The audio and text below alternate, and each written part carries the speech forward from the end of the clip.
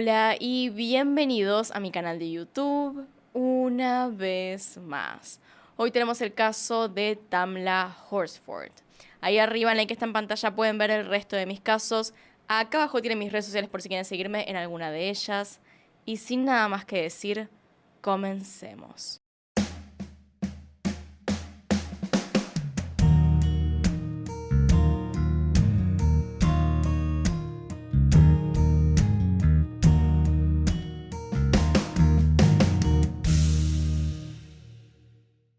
Tamla Horsford nació en San Vicente y las Granadinas, un país compuesto de varias islas al este del Mar Caribe. Ella nació en 1978, un año antes de que San Vicente y las Granadinas obtuviera su independencia del control colonial británico y francés. Debido a la inestabilidad de su reciente independizado país, Tamla y su familia se mudó en 1989 a Estados Unidos cuando ella tenía 11 años. Pasó su adolescencia en el barrio de Bronx en la ciudad de Nueva York, una de las zonas con más población de inmigrantes latinos y caribeños, además de una fuerte presencia de comunidades negras. En Estados Unidos, Tamla pudo vivir el sueño americano. Ya una adulta se mudó al estado de Florida donde conoció a su futuro esposo, Leander Horsford, también conocido como Lee. La pareja tuvo 5 hijos: Jaden, Peyton, Gaben, Braden y Mason. Además, Tamla adoptó como suya a la hija mayor de Leander, a Kishma. Fue esta hija adoptiva quien la hizo abuela 2 veces. Sus familiares y amigos la describen como una mujer con un gran corazón y una personalidad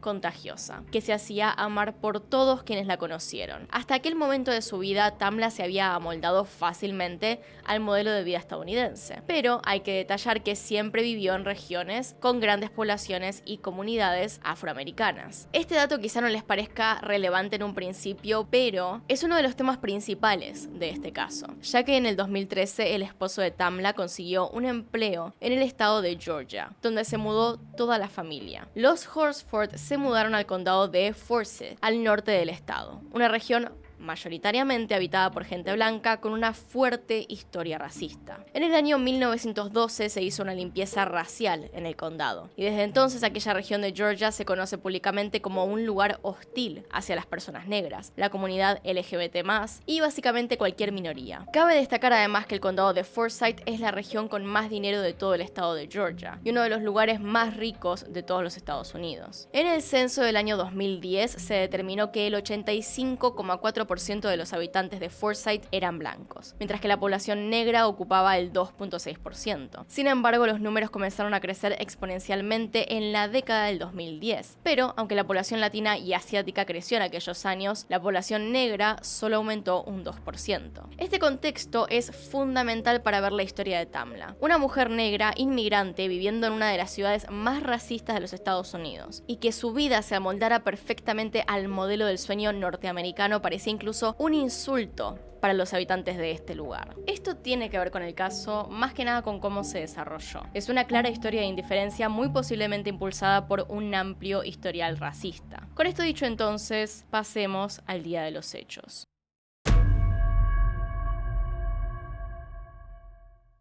El 3 de noviembre de 2018, Tamla fue invitada a una pijamada del grupo de madres del equipo de fútbol americano de sus hijos. La fiesta era una invitación de parte de Jean Meyers, quien era más bien una conocida de Tamla, no tanto amigas. Eso sí, Tamla era una persona muy alegre y amistosa, por lo tanto no le era difícil hablar con otras personas y hacerse cercana a ellas. Esta reunión no era de madres e hijos, era solamente de madres y era una pijamada para ver un juego de rugby. Así que se quedaron a dormir todas juntas aquella noche en la casa de Jean. Cabe destacar además que en la casa había familiares de la dueña, Jean Meyers, y también 2 hombres. Uno de ellos, el novio de Jean, llamado José Barrera. El otro, el novio de Stacy, Tom Smith. Entonces, entre las invitadas a esta fiesta de pijamada estaban Stacy, la persona que organizó la fiesta, Jean, la dueña de la casa, Tamla Horsford y otras 7 mujeres. No todas se conocían, más bien algunas de las invitadas se veían por primera vez, era más que nada para conocerse y hacer amistad. La fiesta supuestamente era solo de mujeres, pero José se quedó en la casa esa noche porque se sentía mal, y como no quería interrumpir, primero se quedó en el sótano. Tom también terminó ahí porque no quería estar en su casa, ya que su cuñada estaba haciendo una fiesta de revelación de género. Entonces, Prefirió no interrumpir y quedarse con su amigo. Ambos decidieron quedarse esa noche a ver el partido en el sótano sin molestar a nadie. Tamla llegó a la casa de Jean, ubicada en la ciudad de Cumming, la capital del condado de Forsyth, a las 10 de la noche de ese 3 de noviembre. Mientras que algunas de las mujeres fueron llevadas por Uber o por sus esposos, Tamla manejó sola hasta el lugar. Y antes de irse de su casa le dijo a Lee que no estaba muy convencida de ir, pero que de todas formas lo haría. Más allá de eso, Tamla llegó a la casa de muy buen humor y lista para llevarse bien con las otras mujeres de la fiesta. Apenas llegó, se puso el pijama que había llevado y se relajó. Pasaron la noche mirando fútbol, bebiendo y jugando juegos de mesa. Tamla había llevado como regalo para Jean una botella de tequila, pero Jean lo rechazó, ya que no le gustaba esta bebida. Al final de la noche, la única que tomó de esta botella fue Tamla, porque a nadie más parecía gustarle el tequila, o especialmente ese que había llevado. El resto de las chicas, excepto dos que más tarde volverían a sus casas, siguieron tomando otros tragos. Una de las mujeres,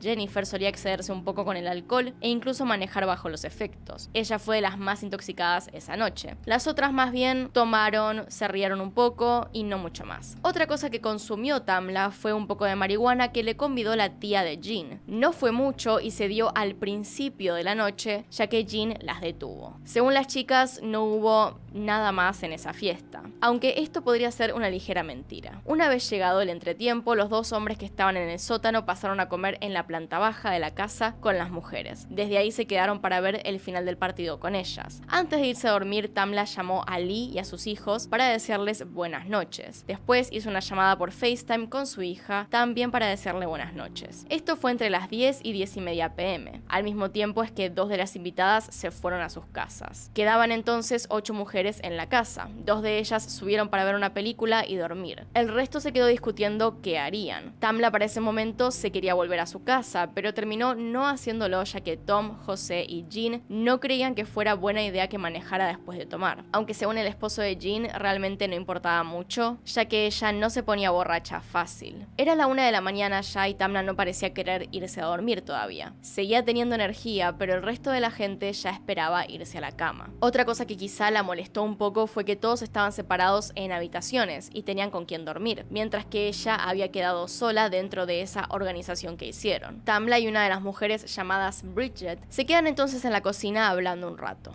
Un tiempo después, José baja para tomar el cargador de su teléfono, las ve, busca el cargador y sube otra vez a su habitación. Ellas en realidad estaban esperando a que el esposo de Bridget la pasara a buscar por la casa. Una vez que él llegó, Tamla acompañó a Bridget hasta el auto, la saludó y volvió a entrar. Varias chicas tenían entendido que Tamla, antes de irse a dormir, fumaría un cigarrillo afuera de la casa. Según los testimonios, entonces, a eso de las 2 de la mañana, mientras la gran mayoría ya dormía, Tamla fue al patio de la casa a fumar. Esto se puede corroborar especialmente por el sistema de seguridad. Resulta que en esta casa las puertas que van al exterior tienen una alarma, la cual le avisa por notificaciones a José a qué hora se abrió o cerró una puerta. Por lo tanto, sabría si una puerta quedaba abierta, si alguien había salido recientemente, etc. Buen dato para una investigación, cualquiera pensaría. Útil. La aplicación indicaba entonces que a la 1:47 de la mañana alguien había entrado y salido de la casa. Esto fue cuando Bridget salió para volver a su casa. Después se muestra cómo Tamla sale de vuelta a la 1:49 de la mañana, cerrando la puerta trasera tras ella a la 1:50 de la mañana. Esto tiene mucho sentido. Ella acompañó a su amiga afuera, después entró por sus cigarrillos y se fue por la puerta de atrás al jardín para fumar tranquila. Pero después de esto no hay noticias hasta las 4:10 de la mañana. Entonces ella abrió y cerró la puerta casi en el mismo minuto. Salió a fumar,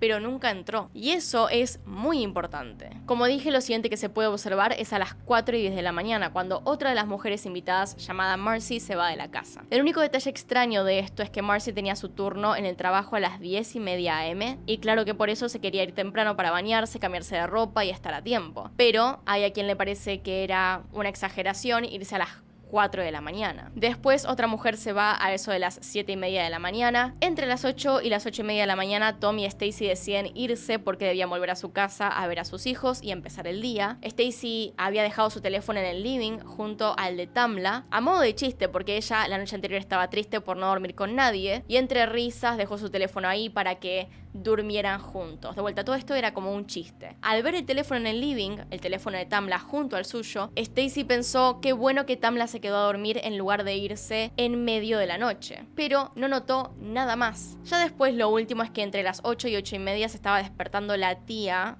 de Jean, Madeleine, quien había estado un rato con Tamla hablando la noche anterior. Ahora, ella se despierta, hace su rutina, tarda un poco en levantarse en realidad, baja a la cocina y se empieza a preparar un café. Y cuando se empieza a preparar el café, ve hacia la ventana y descubre que hay una persona inconsciente tirada en el suelo. Esta persona era reconocible desde lejos porque tenía el pijama de Tamla. Ahora, lo más normal que haría una persona sería llamar a la policía, llamar a alguien de la casa, gritar, desconcertarse, estar en shock. Lo que hizo Madeleine fue arrodillarse y rezar, por alguna razón. Después de eso, tampoco llamó a la policía, sino que subió para buscar ayuda. Fue hasta la habitación de José y Jean, pero escuchó ruido de lluvia, así que pensó que tal vez estaban en la ducha juntos y no quiso molestar. Volvió abajo, miró el cuerpo desde lejos otra vez y subió nuevamente. Esta vez tocó más fuerte la puerta y salió José, y les contó a los dos por fin lo que estaba pasando. Refiriéndose, además, no con el nombre de Tamla, igualmente recién se conocían, pero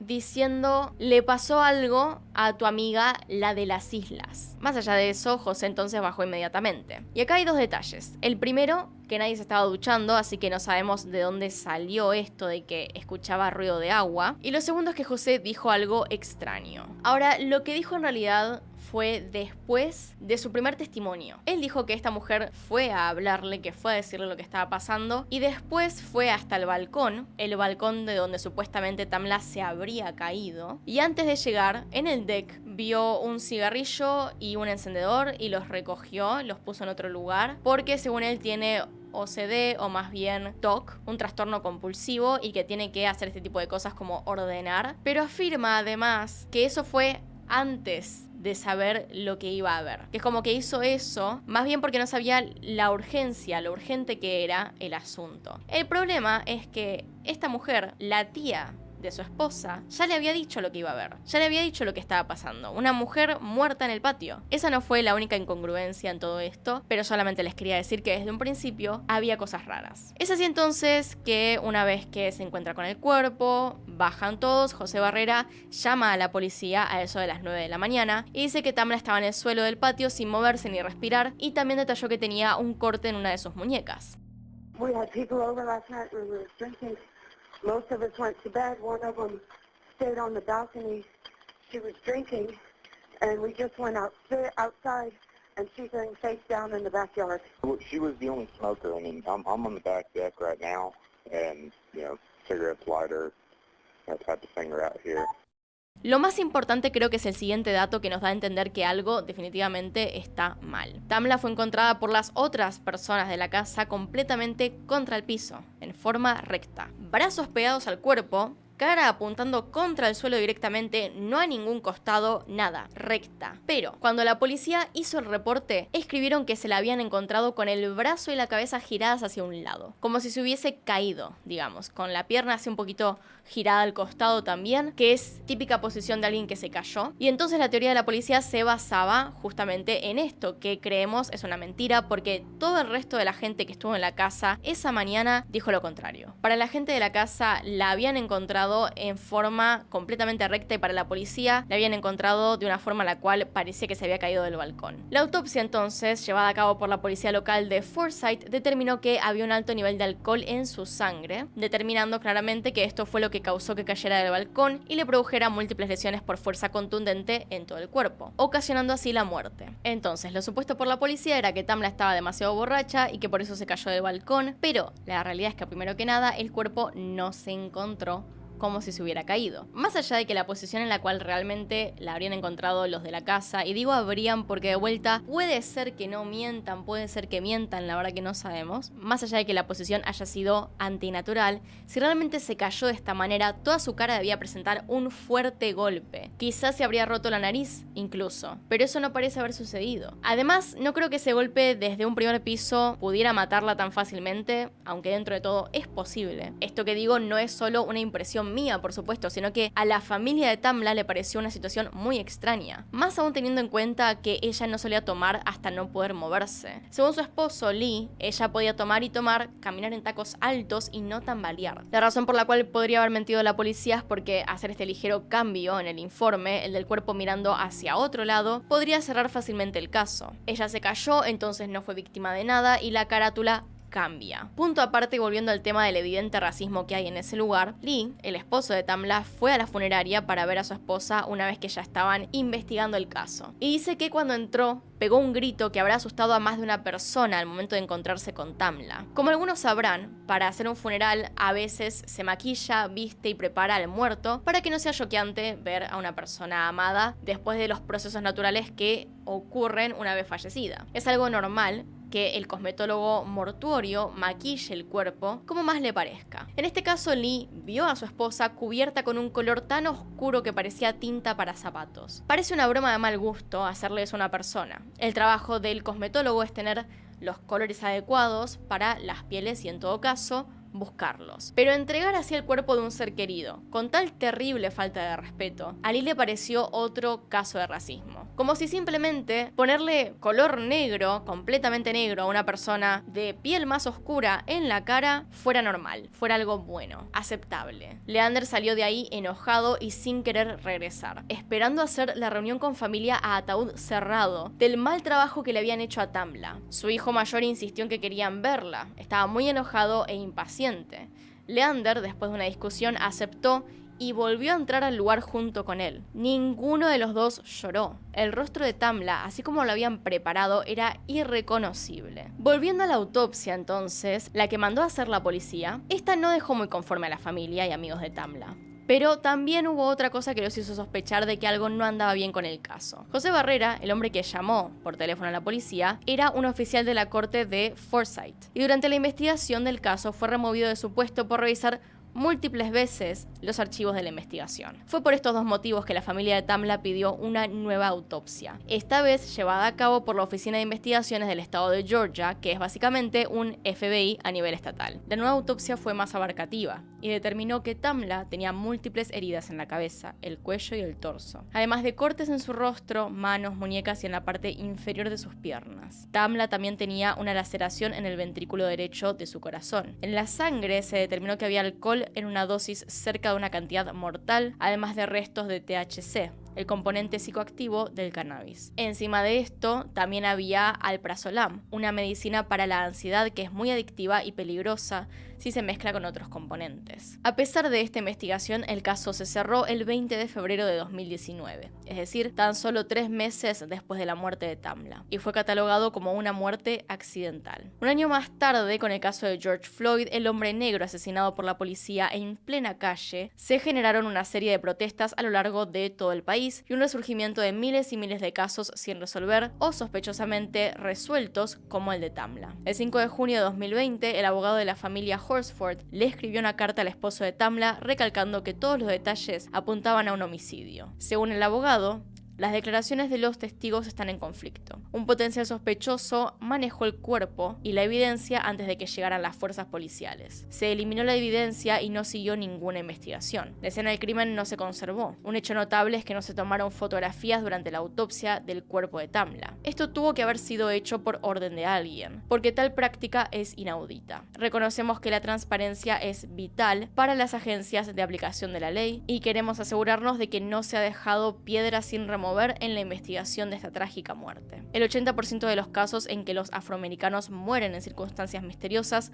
terminan siendo cerrados u olvidados porque no hay videos y los únicos testigos son los malos, o los buenos que en el fondo son realmente malos. Luego tienes casos en los que las fuerzas del orden público hacen un mal trabajo y se preocupan poco por investigar a fondo debido a alguna conexión o asociación con los perpetradores. Tomemos como ejemplo el reciente asesinato de Ahmaud Arbery. Si el video no hubiera aparecido en los medios, nunca habría habido un arresto en esa cómoda relación entre los perpetradores, los fiscales y los investigadores. Fue así como se comenzaron a hacer múltiples protestas en Georgia por el caso de Tamla, y se juntaron firmas para que finalmente este caso se reabriera y la investigación continuara. Gracias a esto fue como se conoció a nivel nacional la historia de Tamla, y múltiples celebridades como 50 Cent y Kim Kardashian hablaron públicamente sobre su historia. Finalmente, el 18 de junio de 2020, el caso se reabrió, pero tras un breve análisis de las oficinas de investigaciones de Georgia el 28 de julio de 2021, la investigación se volvió a cerrar sin ningún sospechoso o siquiera alguien con algún cargo. Una investigación de la revista Rolling Stone reveló detalles importantes que no fueron comunicados sobre la nueva investigación del caso. Primero que todo, a Barrera se lo interrogó múltiples veces acerca de la escena del crimen, ya que cambió su declaración en varias ocasiones. Primero diciendo que movió el brazo de Tamla para chequear su pulso y luego aclarando que jamás la había tocado. Por otra parte, uno de los investigadores claves del caso, Michael Christian, fue puesto en tela de juicio al conocerse que tenía múltiples amantes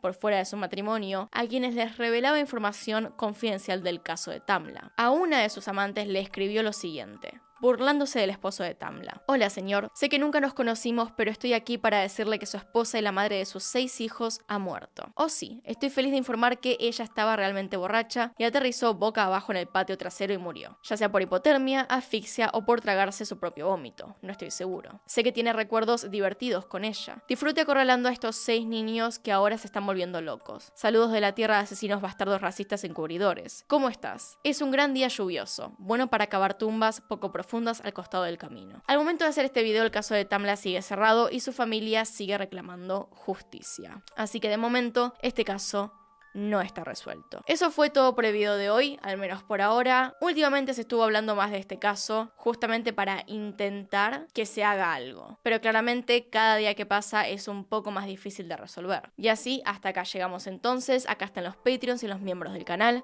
Gracias por apoyarme a través de esas plataformas. Y sin nada más que decir, acá tiene un video nuevo, acá tiene un video recomendado. Se pueden suscribir haciendo clic en mi cara y nos vemos en otro video.